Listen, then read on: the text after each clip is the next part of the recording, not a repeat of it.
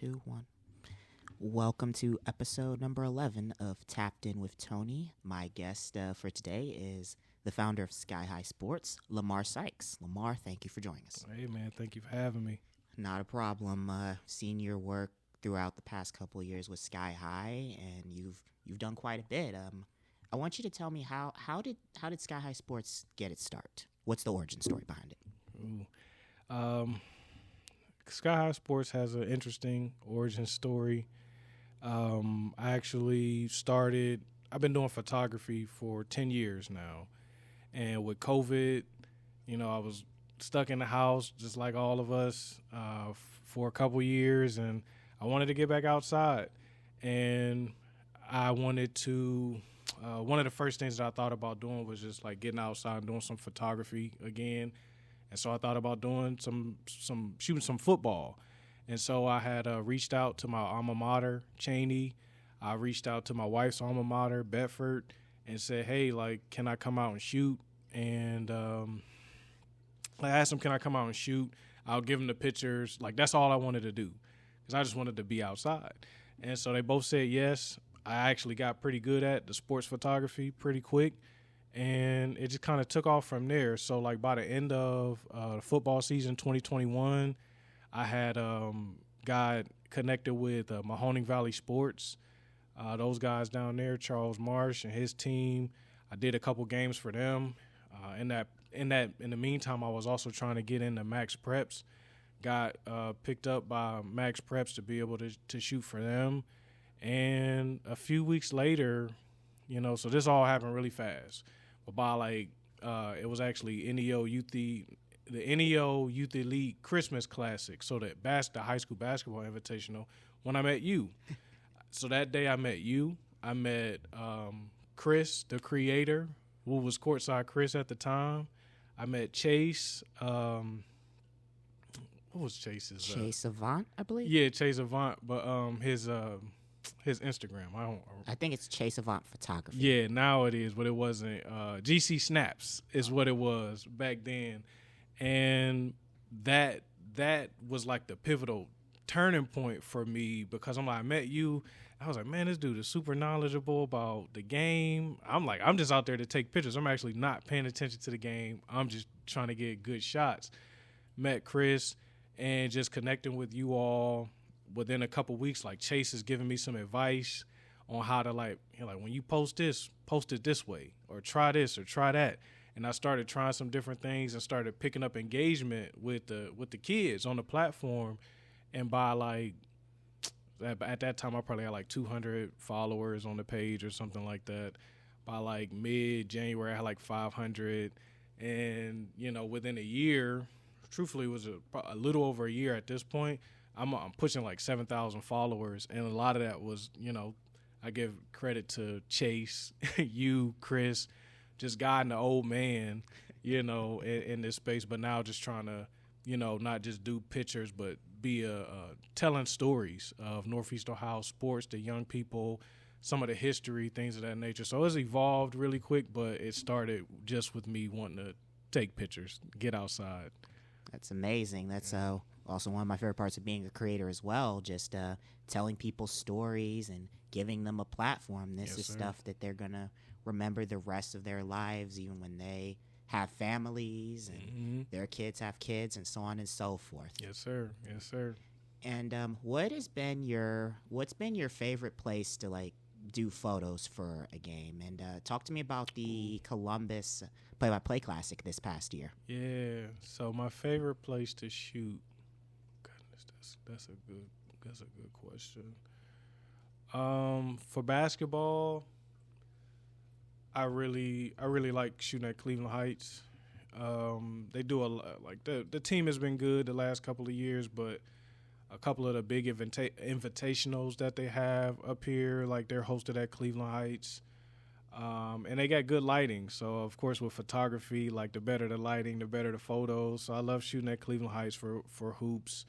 I like in terms of aesthetic, I like shooting at the Canton Civic Center, some pretty cool the rafters, the background that makes for some pretty cool pictures. In terms of football, man, Canton It was a blessing to be able to shoot at Canton a couple times. We did the what was the football one earlier this year? I believe it was the Ohio versus America showcase. No, that's coming this year. It was something else last year, but it was like 4 games. Their Ohio teams playing teams from around. It was like a show. It was a football showcase. That was like my first time shooting at Canton. And then, of course, the state championship. But, like, one of the coolest environments that I ever shot in was Massillon versus McKinley, or McKinley versus Massillon, depending on who you're talking to, right? That environment, packed house for a high school football game. I'm talking tens of thousands of people. Crazy energy. I mean, it was just incredible. So definitely those spaces, like I said, Cleveland Heights, Canton Civic Center, Canton, and Massillon, definitely some of my favorites. Absolutely. And you said the play-by-play. Yeah. Yeah, that was dope too. We were actually just talking about this a little bit ago that I think it was 10 teams down there, probably like 8 of them end up making it either deep runs in the playoffs or making it to Dayton. So that was pretty cool to kind of see a state, championship previews down there. Got to see a lot of the young folks, but right at the beginning of the season. And Nationwide Arena was pretty cool, man. And we got to see Bronny James his last year. That was my first time getting to see him. I mean, he didn't have a spectacular game, but, just seeing stuff like that is pretty cool to me. Awesome. And I know that you also have a website, and you have a couple magazine issues that you've been working on. Tell me about how that came to fruition. Yeah, so the website is relatively new. I primarily was building off of my Instagram page, like trying to tailor content to the bells and whistles that are available on that platform, the reels, the carousel posts, things of that nature.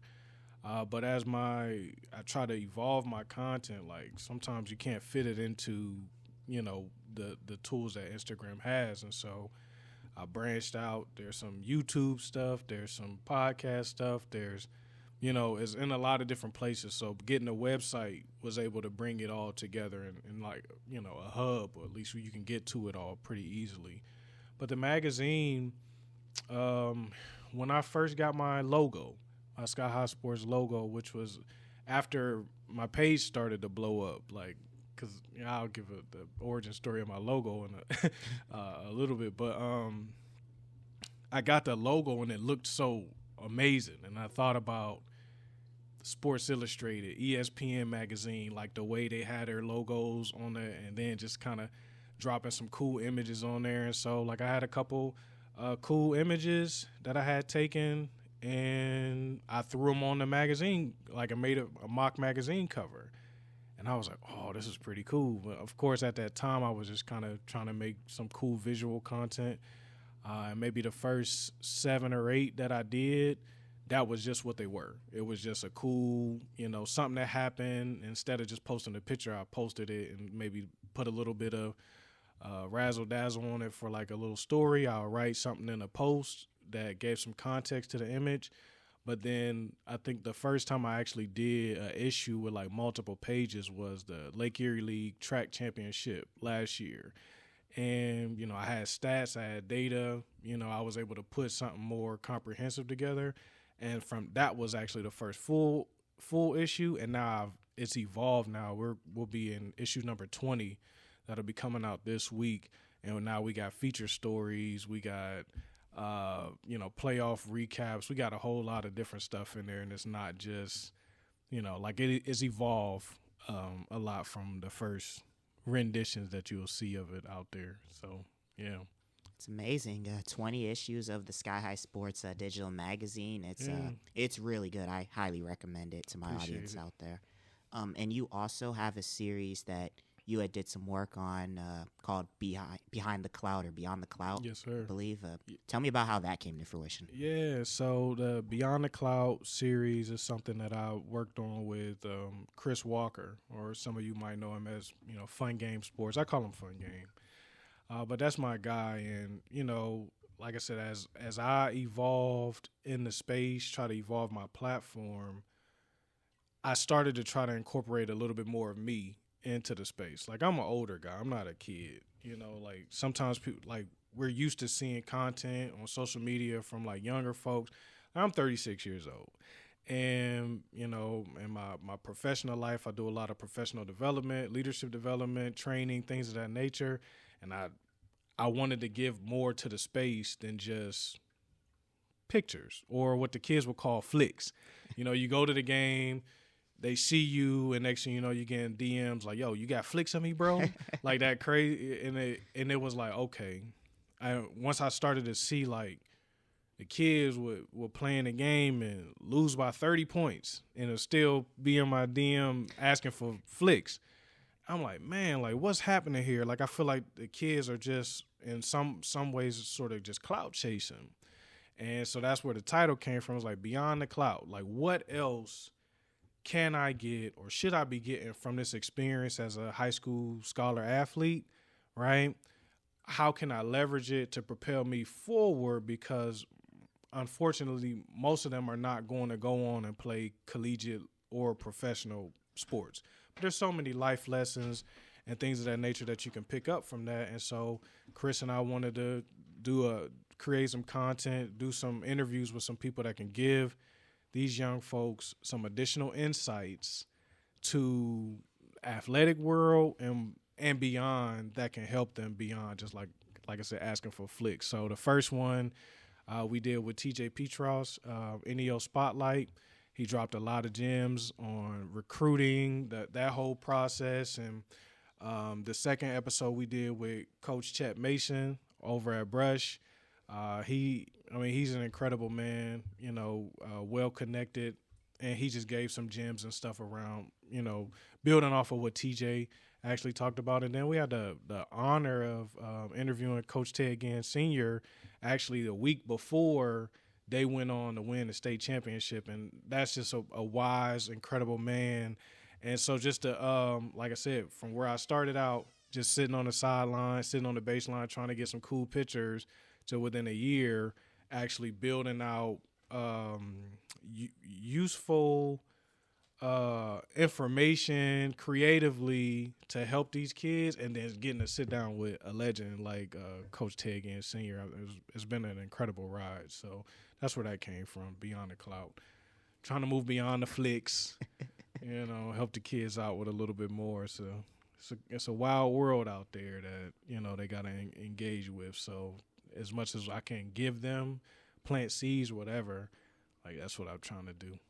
It's a great series, especially the one with Ted Ginn Sr., great coach and an amazing human being. Yes, indeed. Thank you. And what has been your favorite part about working with other creators and being in the creative realm as it comes to high school sports? The thing that I've enjoyed the most, like I said, I'm older. So for the most part, I'm older than the people that I'm engaged with in the space. Clearly, you know, the high school kids, like I had a daughter that's actually a freshman in college. But like engaging with people like Chris, Chris the Creator, Chase, even Rock, you know, I'm older than Rock. Like I look at this as an opportunity to be able to serve as in a mentor capacity in different ways. And then the young folks, they give me life. They give me energy, you know. Yeah, that's the part that I did not anticipate, you know, because part of, you know, me going out and shooting football, I was like, I can get out here, have a little bit of fun by myself. I don't have to engage with anybody, right? I'm far away from everybody. And then, like I said, within a few weeks, I'm sitting there with y'all, and we're all grouped up having conversations and stuff like that. And those things have continued on. And so, like I said, just developing relationships with you, being able to sit and grab lunch, get some wisdom from you, get some insight. I mean, all of that is just been amazing. I mean, the art is the art, photography, you know, stepping into the editorial realm, telling stories. That stuff it's amazing. But like nut is second. The feelings that I get from it are from mentoring and learning from you all, the youth, It's second to none. Second to none. I would have to agree as well. Like when I first met you at the NEO Youth Christmas Classic, and we formed a relationship from there with all the air creators. It's honestly really fun being a sports content creator, just getting to see at what everyone is doing and stuff like that, and bounce ideas off one another. That's what makes it fun, honestly, because you're never really truly alone in your career. You always have people you can bounce ideas off Yes, of, indeed. and we're just helping each other win. That's the end game, is just to help each other win. I like that. Amen. Help each other win. And how do you balance that out? Like you've got a digital magazine issue. You're working on photos and the occasional video. How do you, as far as like this could also be advice to other creators, how do you balance that, all that stuff that you're working on? How do you balance that out without burning out? Because sometimes people can do a lot and have a lot on their plate, and then sometimes it gets to the point where they do so much that they end up burning out and probably never want to pick up a camera again. Yeah, no, for sure. I think I've burned out a couple times professionally, like in my professional career. And so I've tried my best to, the lessons that I learned from that, to carry them over into this space. Like I said, initially it was more of a hobby, something to get outside and have some fun. And so I do try to keep that at the forefront. If it's not fun or it's not something that I enjoy, I'm not going to do it. And so with what I've been building, because I haven't gotten into the realm of sponsorships and things of that nature yet, like really still kind of working through the business side of it, I can do what I want, right? So I can go out, I can cover when I want, I can cover what I want, I can produce content when I want. Like I try to keep that pressure off of myself for having to like deliver, right? So you got I tell some of the young guys, like, because they feel like, oh, I haven't posted this week. Or you might see, you go to a game and within an hour after the game, 5 people done, posted a mix, all of this. And you're like, man, I got to get mine out. It's like, at the end of the day, like I said, I'm trying to enjoy myself. I'm passionate about it. I have a brewing passion now for this type of work. And like I said, if I can't get that to align, like there's a purpose to it now, more of a purpose. Like, how do I tell these stories? How do I help these young folks get some exposure? But also, it's got to be something that I enjoy. Like I said, I'm not even going to show up to something that I don't feel like I would enjoy. Like that's first and foremost, where I'm at. But in terms of like balancing, like I have a family, I have a wife, I have a young daughter, I have an older daughter. I have a full-time job, so, I can't get to every single game, or, how, kids will be like, man, how you covering them, but you ain't covering this. And I'm just like, hey, man, sometimes I gotta take what I can get. I can't always be at the big game because I got responsibilities at home, right? And I have to be okay with that, right? Like I did love being a part of the mix, being a part of the scene, but like sometimes like I can't. But the way that I create content, like I have an archive of photos and videos that I can reuse, right? Like, so if I take pictures of Gilmore and Cleveland Heights, I can now create content, be it like a who you got, like a poll or something like that, a graphic. I can use the photos from that other game for those things. So like now, as Cleveland Heights goes on throughout the season, I can still be a part of their games without having to be there every single time. But that's just the way that I create content. So yeah, I have my little tips and tricks that I sort of put into play so I don't burn out. But this can burn you out, you know what I'm saying? Especially as I've, tried to evolve some things. Like I said, just from taking pictures to trying to build doing an interview series with Chris, doing a podcast, doing all of these different things. It's like, everything I can't be full speed ahead on every single thing, right? So I have to hone in on the things that I can do well. And then some stuff is just like, I have to think about how the frequency of when I'm going to do certain things. Like I'm not going to do a podcast every week. I'm not even going to put it out there as if I'm going to do that. I'm not going to do interviews every week. I'm not going to shoot games every other night, right? And I have to be okay with that. And you know, as far as I've seen, my audience has been okay with it as well. So.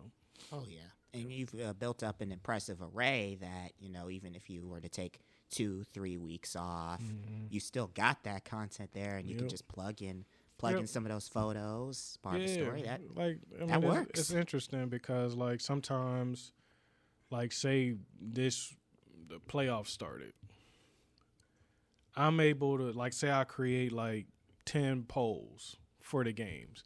Like these kids are engaging with these polls. They're sharing them. It becomes a part of the game experience for them. And I'm not there. I can't be at 10 different games. Like I might go to one, I might go to none, but you wouldn't know. But Sky High Sportz was still a part of that experience for them, right? Because they're posting it before the game, right? So it serves multiple purposes. One, they want to see like, well, what do the people think about us and our chances to win the game? And then after the game, they can use it and say, hey, well, y'all said we were, 85% of y'all said we was going to lose, and we won. So now they get to share that and put that out there as well. So it's different, like I said, different things that I do that to still be a part of the action, but not always have to be present at every single thing. Because it's, as you know, like I'm trying to cover as much of Northeast Ohio as possible. Like I put crazy miles on the car, crazy time driving from, before I moved a little further south, I was in Shaker Heights. We're driving to Canton, Youngstown, and then you go and shoot a football game, for example. You drove an hour and some change. It's 3 hours for the game. Then you got to drive an hour back home. Then you feel like you got to make some content that night, so you might sit up and edit pictures for another 2-3 hours. Like, I don't do that anymore. Like, I know my young folks, y'all got that energy. Like, when I get home from the game, I'm going to sleep. Like, you might see something the next evening or whatever, but also too now I have some, I've gotten a lot of people who've been wanting to shoot for the platform. And so people like Dane Gardner, that's my guy, that's my partner. That takes a load off of me. Like it gets him some exposure, but it also takes some load off of me. Like he can go shoot a game over here, I'm over there. Maybe I got another guy shooting over here, and we are in multiple places, and it just multiplies because I got 3 people on the scene, plus I got the archive of photos where I can, produce content for the other games that we're not going to be present at. So, it's been a blessing. Oh, yeah. Especially when you could definitely put miles on your car when you're driving to so many playoff games and stuff like that. And, especially like with playoffs, I know with some videos you can't have more than a certain amount of time. Right. And you'd have to pay for that. But it's like sometimes it's like, because there are different ways. And even me as a video editor, you just find some, I get creative with the playoffs. With regular season, the games can be, you can do video for however long as possible, but for like playoffs, you gotta limit it. And where do you see Sky High Sportz being at in the future?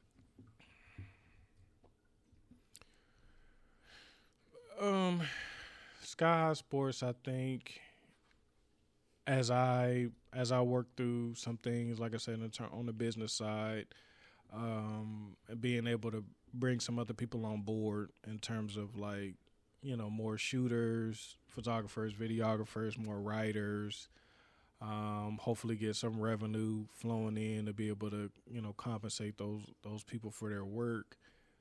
I see it becoming a staple for storytelling and coverage in high school. Not just high school, but like high school, college, and, hopefully some pro stuff, right? So I did get to do a little coverage at the Cleveland Charge this year.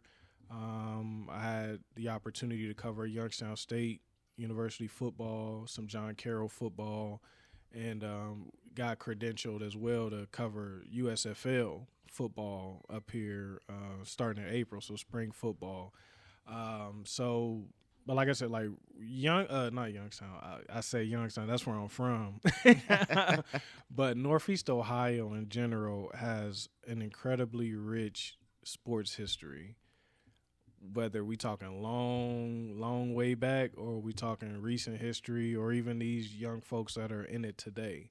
And so there's endless stories to tell. And I want to tell as many of those stories as possible. Now, I don't want to try to compete with, the news outlets that are doing, like I said, it's the highlights, it's the scores, all of that stuff where you really do need as many boots on the ground as possible.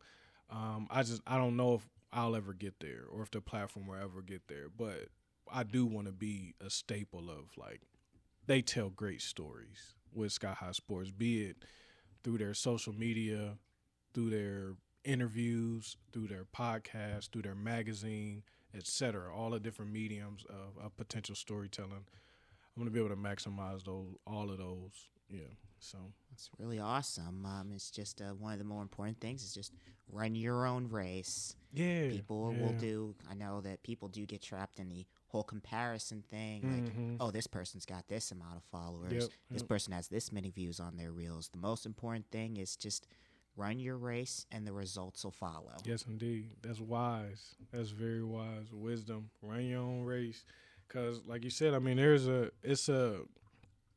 I say, as I've entered the space, it kind of feels like the Wild Wild West at times. You have your traditional media outlets who, they still reign supreme, but they're still also you see them trying to figure things out as well, how to operate in a new social media era, things like that.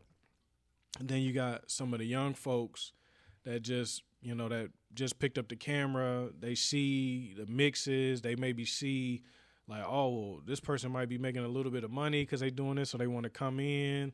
And now, like, I know you've seen, like, the baselines at the basketball games are absolutely packed with, young folks. It's a mix. It's the traditional media. It's Cleveland.com right there with the 14-year-old kid that's shooting for the school, right? And so I think it's cool. I love the dynamic. Everybody does something unique, I think. It all adds something different to the space, like these young folks, like like I said, speed, and like they get stuff out fast, I mean, and they're doing it on their phone, which is incredible, right? Like, so me, like, I need my laptop, I need my computer, I need to be able to see it, like, I stuff like that. Like these young folks, they popping a memory card right after the game, sitting in the car and making a whole short documentary on their phone. It's unbelievable. And so as much as I admire, the large media platforms, the news, the newspaper, the radio, I'm just as equally impressed as what these young folks are doing in terms of coverage as well. Because also, like, the big platforms, like, sometimes they don't get to some of the more local games, right, or the smaller games, the city games, right? Like, they might pop out a little bit more in the playoffs, or like, oh, this is a big game, this is the Holy War or something like that, but they might not be at Garfield versus Maple, right? They may not be at Cheney, versus East, right? But, like, these young folks are out there. And so as much as I can learn and can share with the young folks, like, that's one of the reasons why I do it as well. Like, I don't want them to be cast aside because, maybe traditional media outlets don't see the value in what they're doing. But, like, I see it, and, like, these young folks could be the future of sports media. I believe that they are, right? But, like, we can take them, fine-tune them, give them some skills, give them some advice, give them some access, and everybody wins, right? Like, I mean, I've posted polls before, like, where would you rather be on the front page of the newspaper? Would you rather get you a mix on Third Coast Hoops, wherever? These kids, they want to be on Third Coast. They want to be, on some of the other the non-traditional platforms just as much as they might want to hit the newspaper, right? So, like I said, it's a new dynamic in the space, and I'm curious to see how it plays out. As am I, because I started off as a reporter. Basically, I just did the articles and I basically do audio interviews after the games, and then things just evolved over time. Now I'm the one with the camera, interviews on video, and posting on social media. It's just you got to evolve with the times. Yeah, you're full-fledged, right? So, like you said, like you're doing what I admire about you is I could be standing right next to you on the sideline, and like I said, you one of those people who can do work fast too.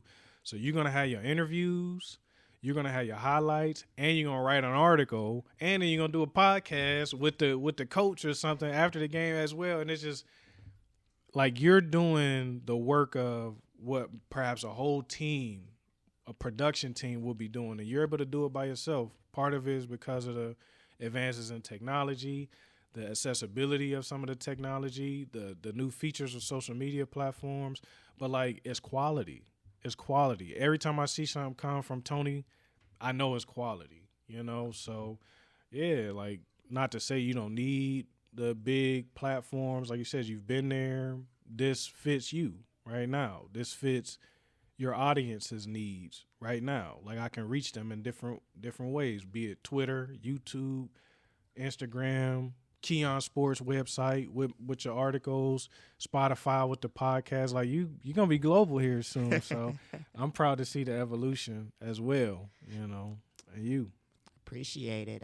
Well, we're running down close to the end of the episode, but I do have a couple more questions. I've got a series of 3 fun questions I like to ask you. This is going to be completely random. First question, what country would you rather live in, Germany or Canada? I'm going to go with Canada. I'm not a big traveler. I'm like a homebody, and I don't really like to fly. And so I think just because I could get to Canada without flying, I'm probably gonna go to Canada versus Germany, and it's a little bit closer to home. So there you go for that one. If you could only listen to one album the rest of your life, what would you listen to and why? And Tupac, Me Against the World, has been my favorite album since I was 9 years old. I still consistently listen to it today, and I'll take that over any other album. But yeah, absolutely, Tupac, Me Against the World. And my final question. Which is the more overrated food? I would say, or most overrated candy. We're going to go with most overrated candy, in your opinion. Starburst or Skittles? Oh, those are overrated. Those 2 of my favorites. But if I had to, I'm gonna say Starburst. I'm gonna rock with Skittles. Like, cause with Starburst, I only really mess with like 2 flavors. You know, like I'm gonna eat the whole pack of Skittles. You know, but Starburst, like, I'm gonna pick the pink out, I'm gonna pick that orange out. I'm gonna eat those. The rest of them can go in the trash. So I'm a Starburst. I'd say overrated. I would say that I'd usually go with the pink and the red, and then the rest red I don't solid. really care for. Yeah, yellow, you can get that out of there. But. My last question Yes, for you is, the floor is yours. If you have any advice you want to give out or anything you want to plug, go right ahead. Oh, man. I should have been prepared for that question. That's a common question. I wasn't ready. For the young athletes out there, I know you see the cameras. I know you see the media stuff. As much as you can, just home in on your craft. Just become a better student first and foremost. And then whether you hooping, playing football, or whatever, like, I'm not gonna say like everybody. People will say, "Oh, if you're doing the right things, people will find you." I don't know if that's always gonna happen, but like earlier in the episode, I said like there's so many life lessons and things of that nature you can learn through athletics. Pick up those things, right? You learn teamwork, you learn perseverance, resilience, hard work, accountability. Those are life lessons. Like, try as best you can to pick up on those things. Like I said, home in on your craft. To the young creators, keep doing what y'all do. I love to see it. Pick up that camera. Like, I mean, it's cool But like really pick up the camera, learn that camera, learn videography. Don't just learn how to make a mix for social media. Learn videography, learn more about the field of sports media, journalism, because I think that stuff is going to open a lot of doors, potential doors for y'all, especially those the athletes, man. The athletes who may, the playing days get cut short for whatever reason. This is a way you can still be a part of the game, So that was my advice to the creators, the student athletes in terms of plugging things. I mean, follow the IG page, skyhigh.sports, sports with a Z at the end. Hit the link tree. You can get to the website. You can get to the YouTube page, all the other different types of content. And, if there's anybody out there who likes to write, do sports writing, tap in with your boy.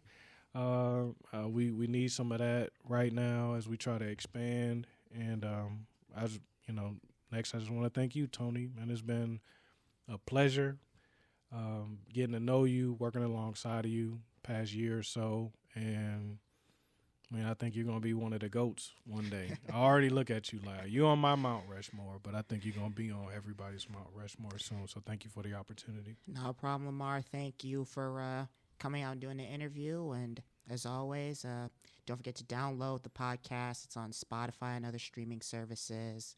Subscribe to the YouTube. And that's all we have for today. Thank you, and have a good day, everybody.